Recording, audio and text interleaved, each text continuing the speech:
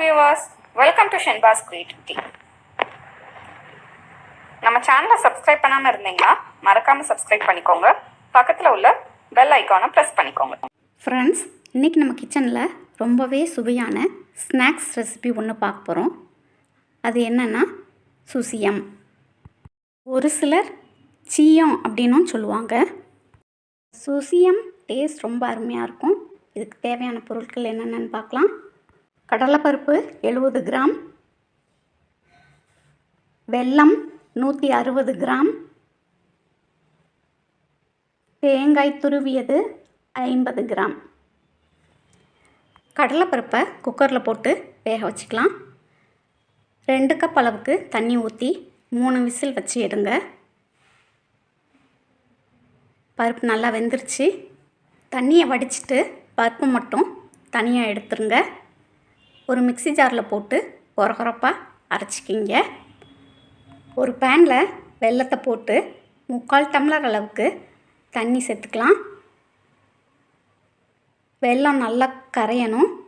வெல்லத்தை தட்டிட்டு போடுங்க, அப்போதான் ஈஸியாக கரையும். நல்லா கரைஞ்சிருச்சு. இப்போ அடுப்பு ஆஃப் பண்ணிடலாம். ஒரு பேனில் 1 டேபிள் ஸ்பூன் நெய் ஆட் பண்ணிக்கிங்க. நெய் சூடானதும் தேங்காய் பூவை போட்டு லேசாக வதக்கிக்கலாம். தேங்காய் பூ வதங்கின பிறகு நம்ம ஏற்கனவே ரெடி பண்ணி வச்சுருக்க வெள்ளைப்பாகை ஃபில்டர் பண்ணி ஊற்றிக்கலாம். வெள்ளைப்பாகில் தூசி நிறையா இருக்கும், அதனால் கண்டிப்பாக நம்ம ஃபில்டர் பண்ணி தான் ஊற்றணும். இப்போ வேக வச்சு கொரகொரப்பாக அரைச்ச கடலைப்பருப்பை இதோடு சேர்த்துக்கலாம். அடுப்பை மீடியம் ஃப்ளேமில் வச்சுக்கிங்க. இதை நல்லா மிக்ஸ் பண்ணி விட்டுக்கலாம். இதில் நம்ம கொஞ்சோண்டு உப்பும் ஏலக்காய் பொடியும் சேர்த்துக்கலாம். ஏலக்காய் பொடி டேஸ்ட் பிடிக்காதவங்க சுக்கு பொடி கூட ஆட் பண்ணலாம். ஏதாவது ஒன்று சேர்த்துக்கிங்க. நான் ஏலக்காய் பொடி ஆட் பண்ணியிருக்கேன். இது நல்லா கெட்டியாகிற வரைக்கும் நம்ம குக் பண்ணிக்கலாம். இப்போ ஓரளவுக்கு கெட்டி ஆயிடுச்சு. அடுப்பு ஆஃப் பண்ணிவிட்டு எடுத்துருங்க, ஆறட்டும். பச்சரிசி 250 கிராம் எடுத்து வச்சுருக்கேன். உளுந்து 100 கிராம் எடுத்திருக்கேன். இதை நல்லா கழுவிட்டு ஊற வச்சு மிக்ஸி ஜார்லேயே நம்ம அரைச்சி எடுத்துடலாம். இப்போ நல்லா ஊறியிருக்கு. தண்ணியை வடிச்சிட்டு மிக்ஸி ஜாரில் போட்டுக்கலாம். இதை முதல்ல தண்ணி சேர்க்காம அரைச்சிட்டு தண்ணி கொஞ்சம் கொஞ்சமாக சேர்த்து கொஞ்சம் கட்டியாகவே அரைச்சிக்கிங்க.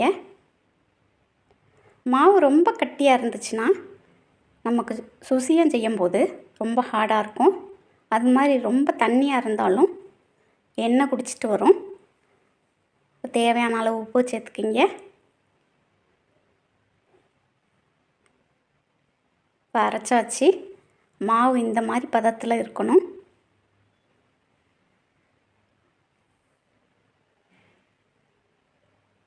இப்போ ஒரு கிண்ணத்தில் இதை மாற்றிடலாம். சுசியம் பண்ணுறதுக்கு ஏற்கனவே ஸ்டஃபிங் ரெடி பண்ணி வச்சுருக்கோம். அதில் இந்த சைஸ் அளவு எடுத்து உள்ளங்கையில் வச்சு உருட்டிக்கலாம்.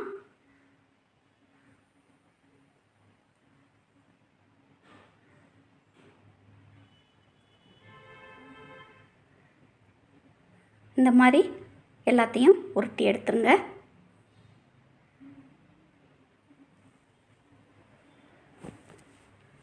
இப்போ அரைச்சி வச்ச மாவு ஒரு உருண்டையில் கோட்டாகிற மாதிரி பரட்டி எடுத்துக்கலாம்.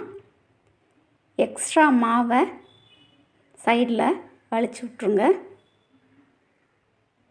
இப்போ இதை இப்படியே எண்ணெயில் போட்டிங்கன்னா அழகாக சுசியம் வரும்.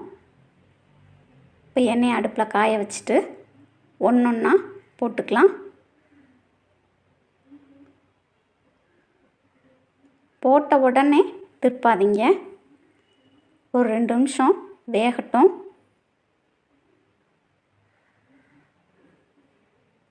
இப்போ திருப்பி விட்டுக்கலாம்.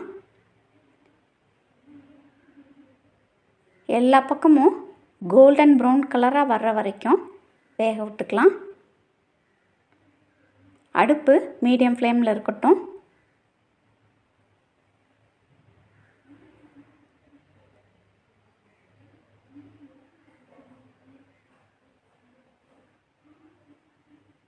இப்போ கலர் நல்லா சேஞ்ச் ஆயிடுச்சு. இப்போ எடுத்துடலாம். சுசியம் அருமையாக ரெடி ஆயிடுச்சு.